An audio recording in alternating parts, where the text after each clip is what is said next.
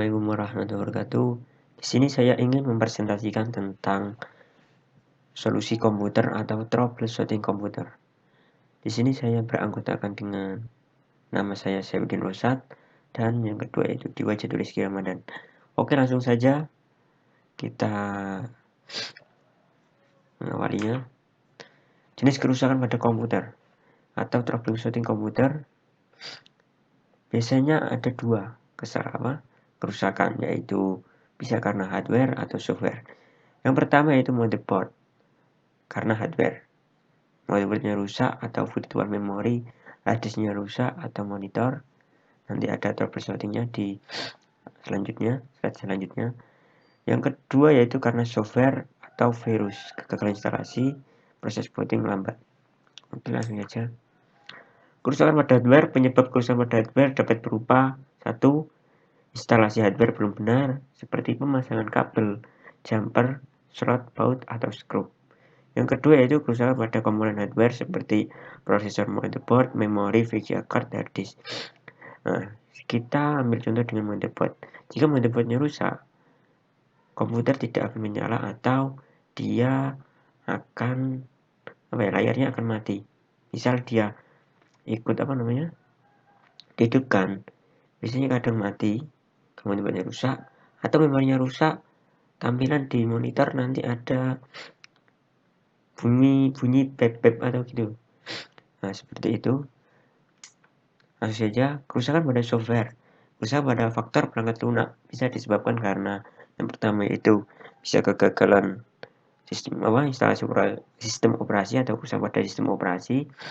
Yang kedua, kerusakan pada program aplikasi atau aplikasi itu korup atau tidak bisa diinstal, atau saat install ada file yang salah satu itu hilang. Dan tiga yaitu kerusakan pada driver. Driver ini adalah software atau aplikasi yang digunakan untuk menghubungkan hardware ke sistem operasi atau ke komputer. Itu. Contoh permasalahan yang sering dihadapi oleh seorang pengguna komputer yaitu yang pertama, PC tidak bereaksi saat tombol power ditekan. Penanganannya yaitu yang pertama, periksa jaringan listrik. Periksa jaringan listrik atau kabel yang mengarah dari stop kontak atau arus listrik ke power supply. Mungkin kabelnya ada yang rusak atau gimana. Yang kedua yaitu pastikan semua kabel terutama kabel power dan komponen terpasang dengan baik. Nah, pastikan semua kabelnya itu terpasang dengan baik, atau kalau orang yang merakit PC bisa dipastikan semuanya sudah terpasang dengan baik. 3. Pastikan CPU dan motherboard masih berfungsi dengan baik. Nah, CPU dan motherboard bisa dicek apakah dia itu baik, masih berfungsi atau tidak. Kalau biasanya saya ngecek itu dengan kanimbalan atau pinjam motherboard PC lain, kita pasang. Jika kita pasang itu bisa, motherboard ini mungkin rusak atau tidak kompatibel dengan hardware yang kita pasang. Oke. Harddisk terdeteksi namun tidak dapat dioperasikan. Penanganannya yaitu membuat partisi dan kemudian memformat harddisk baru tersebut. Nah, di sini ketika harddisk terdeteksi namun tidak dapat dioperasikan, kita bisa menghapus semua partisi menjadi satu, hapus semua yang partisinya menjadi satu, dan ketika itu kita membuat partisi baru. Biasanya seperti itu saya. Kalau ada harddisk yang terdeteksi namun tidak dapat dioperasikan. Lanjut, instalasi harddisk baru ekstra besar. Penyelesaian yaitu memastikan BIOS yang digunakan sudah mendukung metode yang digunakan oleh harddisk. Jika belum, maka perlu mengupdate BIOS. Nah, sesekali kalian cek di website BIOS-nya apakah sudah update atau belum. Saya harapkan bisa menginstal BIOS yang terbaru atau updatean yang terbaru, karena sudah ada updatean yang mungkin lebih kompatibel dengan hardware kita.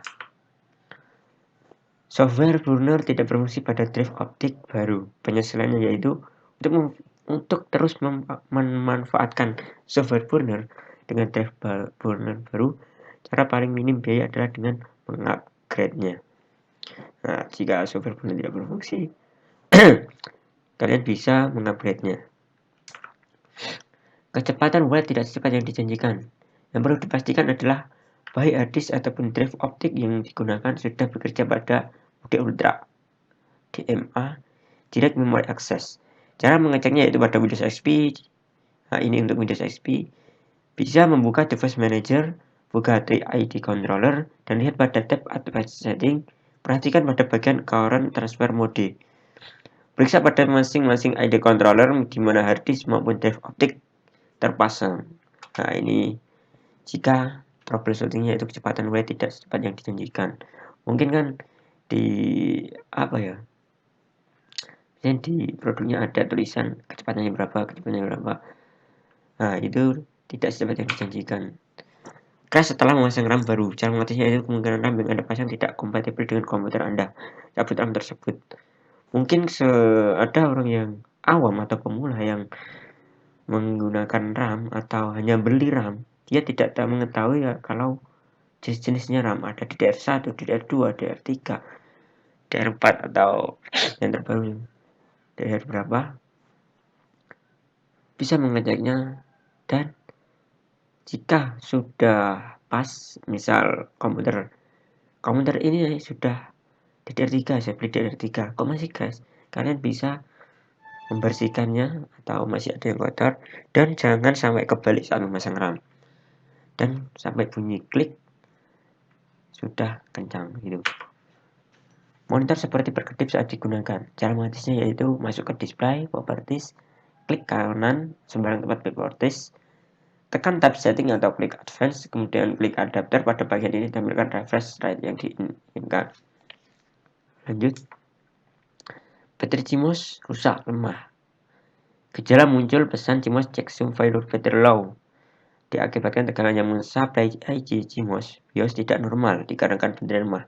Sehingga settingan BIOS kembali ke default. Atau misal kita ada BIOSnya CMOS-nya rusak atau CMOS-nya baterai low itu pengaruh ke jam kita. Biasanya kan kok jam kita bisa pas ya, padahal komputer sedang mati atau tidak hidup.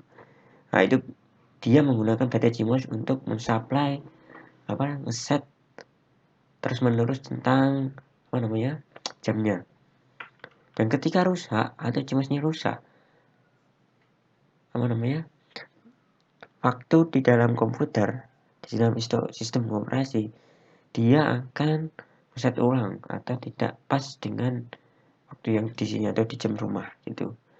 Solusi segera ganti baterainya. Oke. Monitor tidak mau menyala, cara mengatasinya itu pastikan semua kabel power maupun konektor yang berhubungan dengan monitor oke. Nah, bisa pastikan kabel power yang ada di monitor itu tidak rusak atau masih berfungsi dengan baik. Yang kedua, pastikan juga pin yang ada pada port VGA masuk dengan sempurna, tidak ada bengkok, apalagi tidak masuk semua salah satu pin ke port VGA.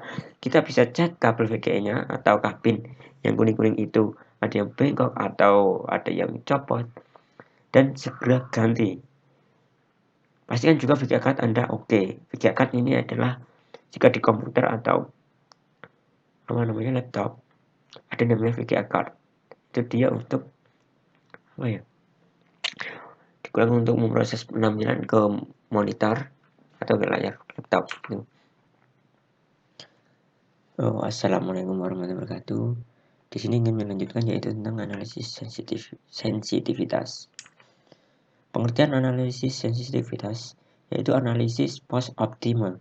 Analisis dampak perubahan parameter terhadap solusi optimal. Seorang analisis sulit untuk dapat menentukan parameter model PL seperti JG, BG, dan AIG dengan pasti karena bersifat uncontrollable variabel.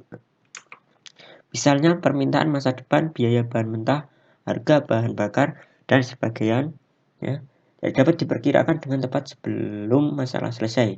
Sementara itu, solusi optimum model PL didasarkan pada parameter ini. Akibatnya, analisis perlu menyesuaikan pengaruh perubahan parameter terhadap solusi optimum.